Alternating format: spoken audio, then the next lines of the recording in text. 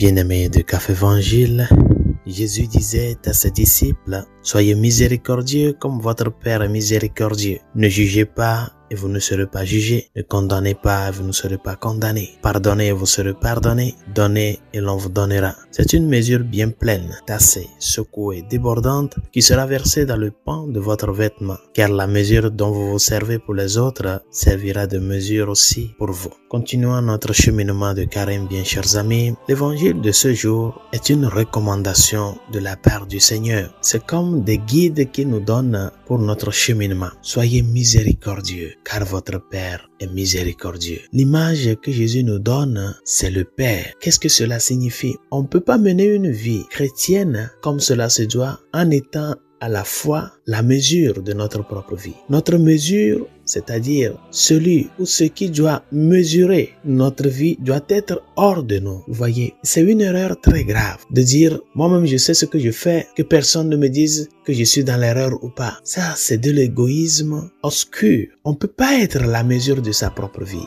parce que notre liberté est tellement blessée que si nous n'avons pas un horizon plus élevé, nous sommes capables de faire de n'importe quoi. Cheminer avec Dieu signifie voir en lui la mesure de ta vie. Et c'est lui qui vient te dire, apprends à faire le pas du pardon, non pas parce que tu le veux, sinon parce que c'est ça qui te sauve toi et l'autre. La vengeance ne sauve personne. La vengeance détruit les deux parties, mais le pardon sauve les deux parties. La miséricorde vient construire une communauté, c'est-à-dire quand je participe de la misère du cœur de l'autre, je me fais un prochain. Quand j'apprends à faire de ma vie un don et l'enseigner aux autres, je suis en train de sauver. C'est-à-dire, le mystère de la rédemption est un mystère de collaboration avec Dieu. Et la réponse que nous donnons, la réponse que nous avançons, notre oui à ce qu'il nous dit par exemple dans l'évangile de ce jour, c'est ça qui va montrer que nous appartenons à lui. Rappelez bien ce que Jésus dit aux Juifs qui ne veulent pas croire en lui. Ces Juifs-là qui portent en avant la loi de Moïse. Et Jésus leur dit, ce n'est pas moi qui vais vous juger, c'est Moïse et les prophètes qui vous jugeront. Si nous n'apprenons pas à laisser notre vie pour que Dieu soit la mesure et par conséquent nous aider à ne pas dépasser les bornes pour ne pas détruire les relations interpersonnelles, si nous ne nous laissons pas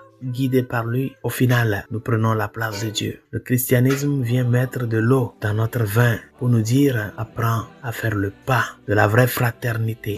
Ce pardon-là que tu n'es pas capable de donner, ce sourire-là que tu n'es pas capable d'afficher à l'autre, cette douceur de cœur que tu n'es pas capable de montrer parce que l'autre t'a blessé. C'est ça que le christianisme est venu t'enseigner. Si tu dépasses ces blessures, si tu vas au-delà de cela, en voyant dans cette personne un prochain et en faisant le pas comme le bon samaritain, le salut parviendra dans ta maison comme cela l'a été avec Zachée. Demandons-lui que sa grâce nous y aide. Bonne journée, Dieu vous bénisse.